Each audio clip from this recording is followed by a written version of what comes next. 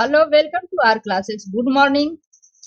हम लोग आज क्या पढ़ेंगे? लवण परिवार के बारे में पढ़ेंगे। इसमें आज क्या पढ़ेंगे? साधारण नमक के बारे में पढ़ेंगे। इससे आपके इंपॉर्टेंट क्वेश्चन है, आपके सवाल बने हैं हमेशा एग्जाम में भी। जैसे कि आपका कास्टिक सोडा के बारे में पूछा है, खाने वाले सोडा के बारे में या बेकिंग सोडा के बारे में पूछा है, विरंजक चूर्ण के बारे में पूछा है, प्लास्टर ऑफ पेरिस के बारे में पूछा है। ये सब क्या है? ये लवण परिवार में आते हैं। तो लवण परिवार में सबसे पहले हम जान लेते हैं साधारण नमक, क्योंकि साधारण नमक का ही मेन रोल होता है।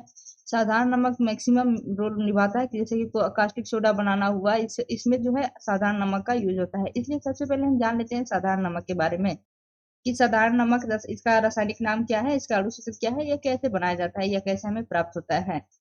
तो हम पढ़ते हैं साधारण नमक। साधारण नमक का रासायनिक नाम क्या है? Sodium chloride. क्या है? Sodium chloride. अणु सूत्र क्या हुआ इसका? Sodium NaCl। NaCl देखिए, Na क्या है? ये आपका सोडियम है, Cl क्या है? ये क्लोरीन का है फार्मूला। तो ये हो गया आपका NaCl, बोले तो सोडियम क्लोराइड पढ़ाएगा ये। इसके निर्माण विधि में भी, इसके निर्माण विधि हम देखते हैं। निर्माण विधि में देखिए, HCl बोले तो हाइड्रोजन क्लोराइड हुआ है, ये हाइड्रोजन क्लोराइड एवं NaOH बोले तो सोडियम हाइड्रोक्साइड की अभिक्रिया से उत्पन्न जो होता है ये लवण सोडियम क्लोराइड कहलाता है। तो देखिए ये क्या है? HCl एक एसिड है, बोले तो अम्ल है, और NaOH क्या है? एक क्षार है, क्योंकि देखिए इसमें H+ आयन है, इसमें क्या है? क्षार है, तो ये इसमें OH आयन है। तो हम देखिए यहाँ से देखते हैं अब क्रिया कैसे हुई। देखिए HCl बोले तो हाइड्रोजन क्लोराइड प्लस NaOH बोले तो सोडियम हाइड्रोक्साइड, ये अब क्रिया करके क्या बना रहे हैं? NaCl बोले तो सोडियम क्लोराइड प्लस H2O बोले तो जल। सोडियम NaCl बोले तो क्या है कि लवण है, क्योंकि हमें पता है। अब लोग क्षार अब क्रिया करके क्या बनाते हैं? लवण और जल बनाते हैं। तो जो ये लवण बनना, ये प्रक्रिया क्या कहलाती है? उदासीनीकरण प्रक्रिया कहलाती है।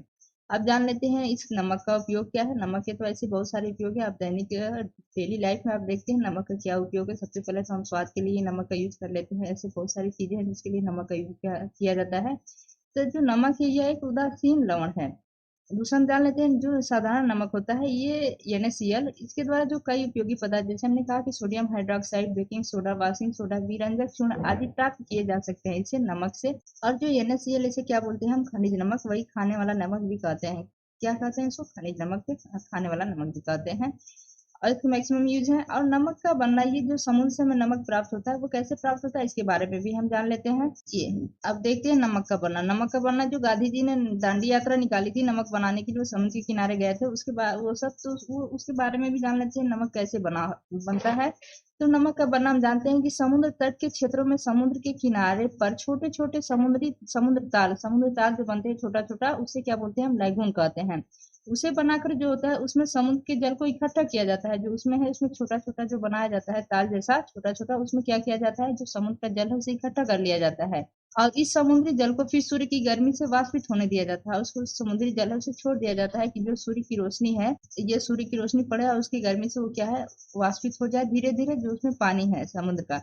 तो जब समुद्र ताल या लैगून में इकट्ठे किए गए सारे समुद्र जल का वाष्पीकरण हो जाता है, जो समुद्र का जल है उसमें जो वो क्या हो जाता है? वो वाष्प बन के उड़ जाता है, उसका वाष्पीकरण हो जाता है। तो बाद में क्या बचता है? उसमें जो बचता है वो सामान्य नमक बचता है। वो सामान्य नमक के सफेद क्रिस्टल पीछे रह जाता है। वो जो सफेद सा क्रिस्टल जो बचता है उसे ही हम नमक बोलते हैं। इस प्रकार जो है NaCl का जो है पुनः क्रिस्टलीकरण की प्रक्रिया द्वारा शुद्धिकरण किया जाता है।